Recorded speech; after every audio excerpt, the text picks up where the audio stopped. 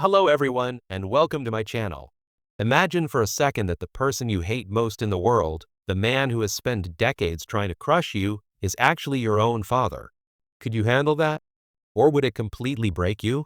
This is the absolute nightmare Billy Abbott is living right now, and let me tell you, Genoa City will never be the same.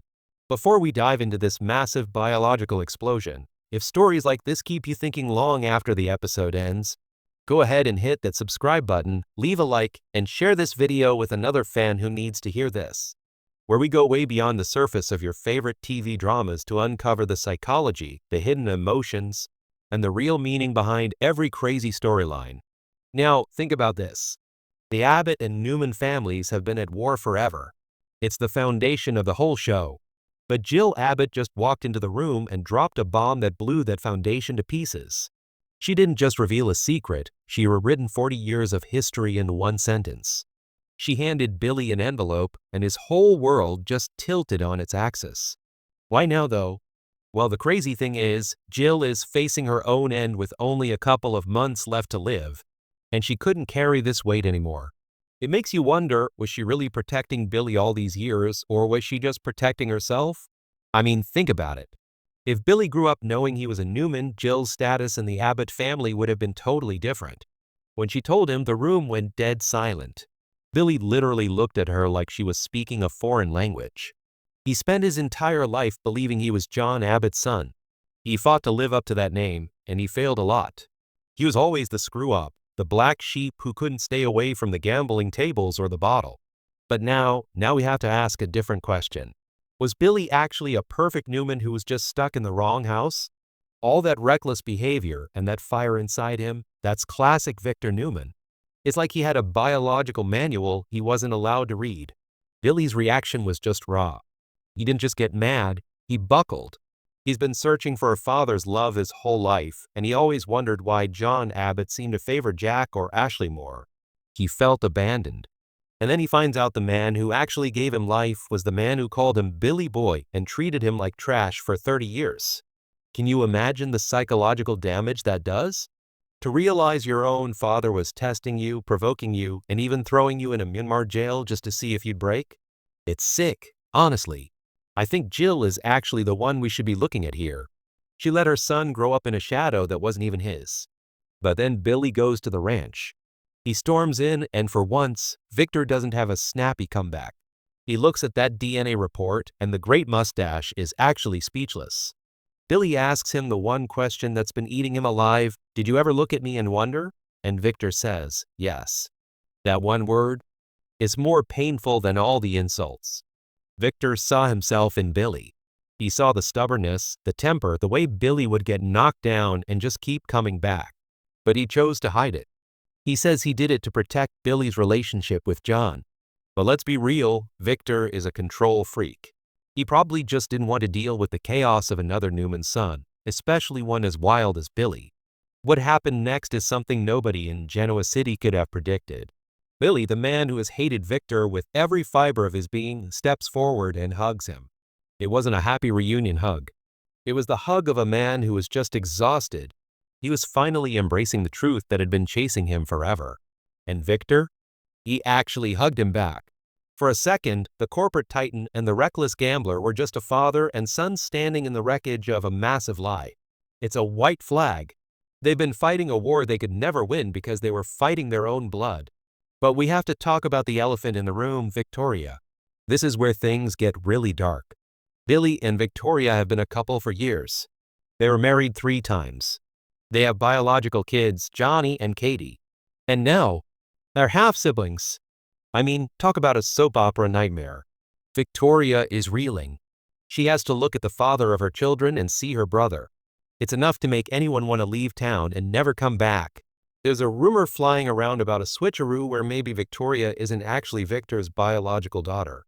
And honestly, for the sake of those kids, the writers better find a loophole like that fast, or this legacy is going to be way too twisted for daytime TV. And then there's Jack. Poor Jack. He's standing there watching his anchor, his brother, drift away into the Newman world. He's terrified he's losing Billy. He keeps saying that being an Abbott is about choice, not blood. But will that be enough for Billy?